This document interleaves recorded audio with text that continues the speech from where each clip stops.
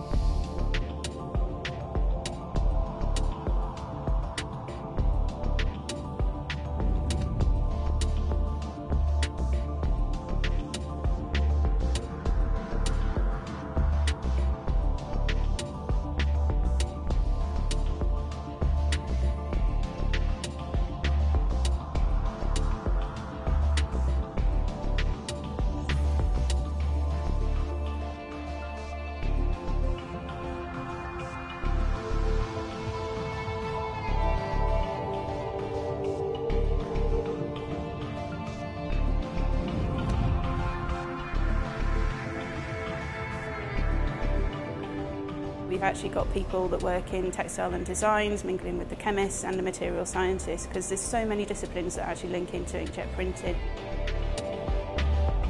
They use printing currently for security features on, say, passport visas. So if you can get a technology that can print even smaller feature sizes, you've got an even more essentially secure system.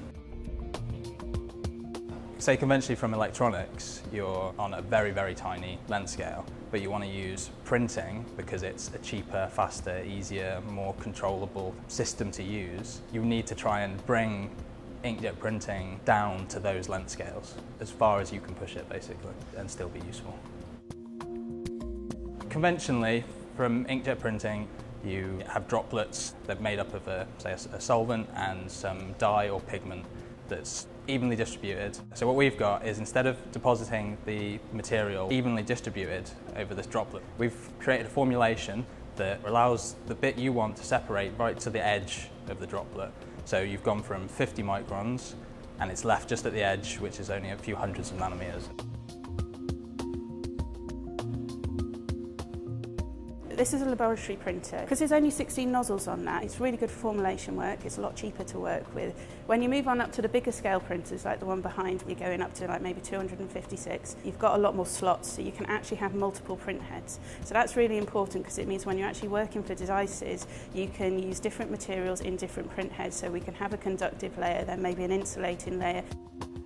By moving from the lab scale printer, which is great for proof of concept, up to a semi-industrial one, we can prove to companies that things work, we can help them develop things as well. This science can be done at Manchester because we have experts in polymer chemistry, because this is fundamentally what this is about. You print a substrate which polymerizes into a large surface or a chain.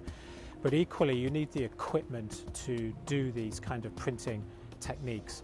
And here at Manchester, we've got state-of-the-art equipment to do this kind of industrial level printing of materials.